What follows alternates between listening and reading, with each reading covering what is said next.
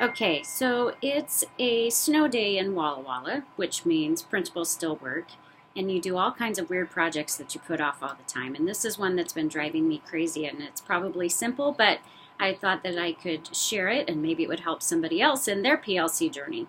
So we are in year 2 here at Bernie Elementary of the PLC process, and we're really starting to refine our work. We have our essential standards. We are in the depths of building proficiency maps and unit plans. Teams are in cycles of CFAs where they're meeting on Wednesdays during their collaboration time, and they are looking at the data, making interventions, and then planning their next one.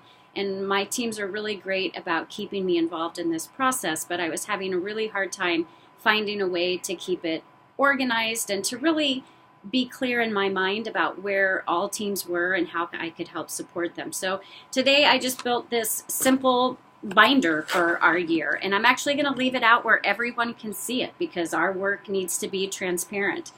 So I took it by grade level, and so I'll just take first grade for instance.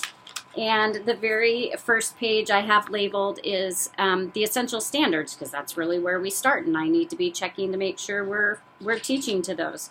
So I printed out each grade level's essential standards that they've promised to families and to one another, and the I can statements.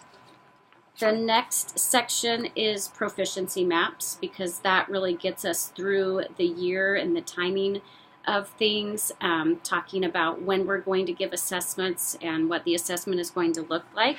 So, different teams right now still have different formats, and that's fine. This is one of the things we're really trying to improve upon.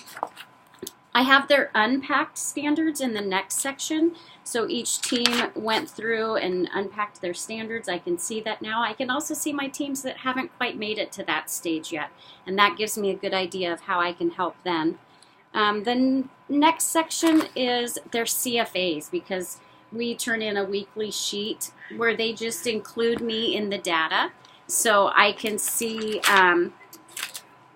what their essential standard was, what the assessment was, who didn't make it, who did, and what their next steps are, and I can be checking in to see if they need any support in that area.